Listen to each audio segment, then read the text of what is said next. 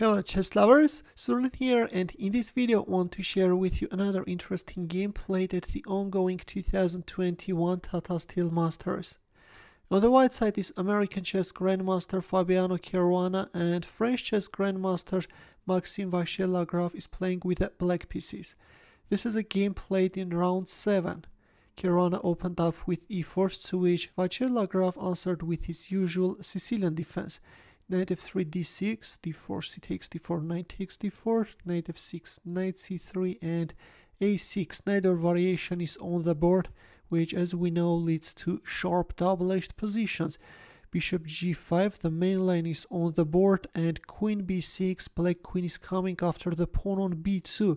Queen d2, white is sacrificing that pawn, and we have the hyper-aggressive, the razor-sharp poisoned pawn variation. A very interesting line, of course, which requires a gigantic theoretical knowledge and at the same time an utmost precision. Here e5 and f5 are considered to be the main moves, but in the game we see a slightly offbeat line starting with bishop e2, and very soon the players are deviating from the main theoretical battle. e5, knight d5, knight takes d5, and e takes d5.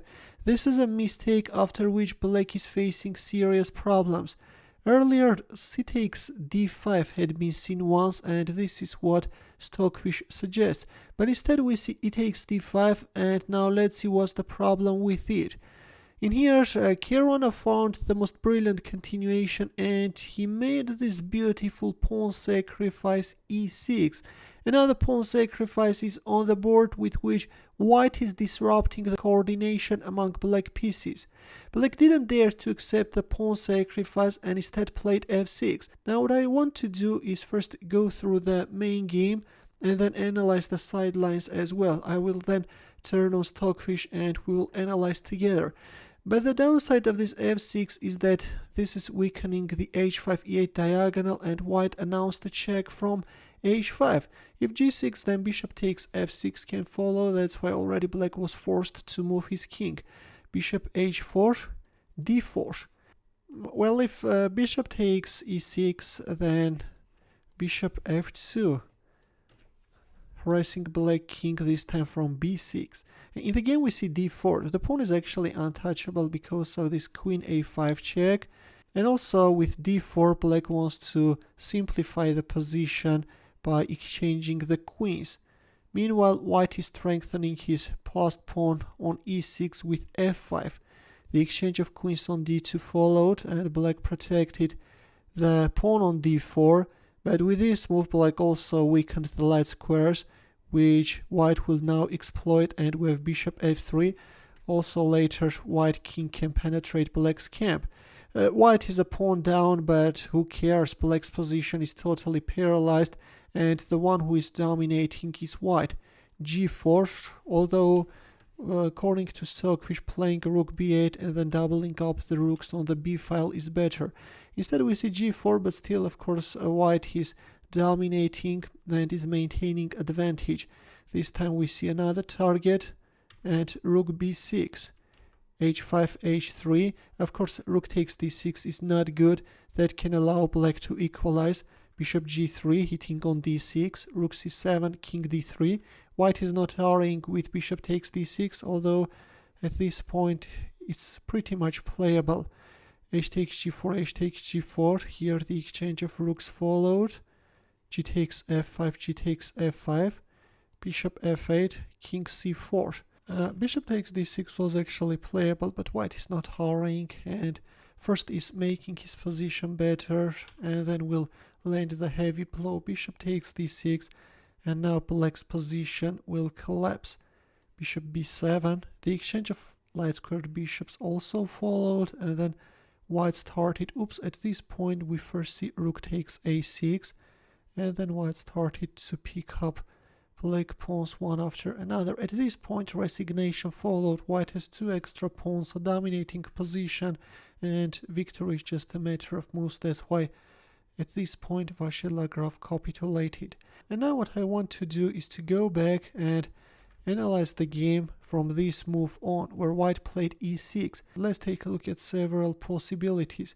If bishop takes e6, then white can play f5. And if bishop takes f5, then castling kingside, and white has a very dangerous attack. Soon this rook can also penetrate the 7th rank and black is in trouble. It's going to be very difficult to find a safe square for this king.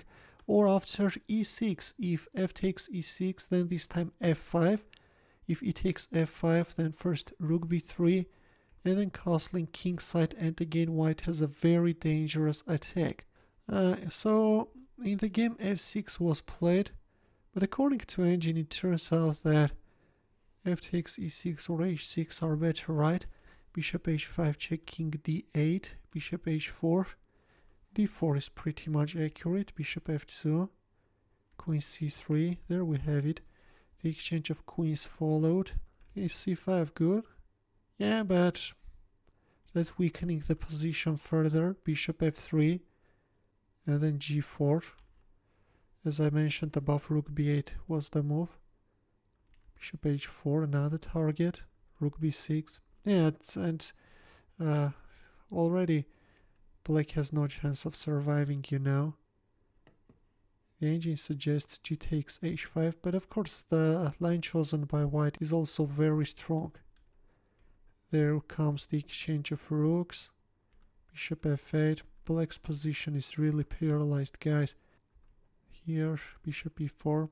And then finally, yeah, white won that pawn. And this is how the game ended. White then started to win.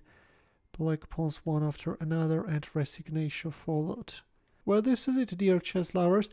In this game, we didn't see some spectacular sacrifices, something which is common to my usual uploads, but still, this game was very nice, you know. That e6 move took me by surprise, and that speaks about Caruana's high professionalism. The move destroyed black's coordination, and soon black found himself in trouble. In the end, the chess puzzle for you, and the task is to find the winning line for white. As usual, we'll wait for your answer in the comment section. Feel free to check out my early uploads as well. We'll see you in my next video. Take care.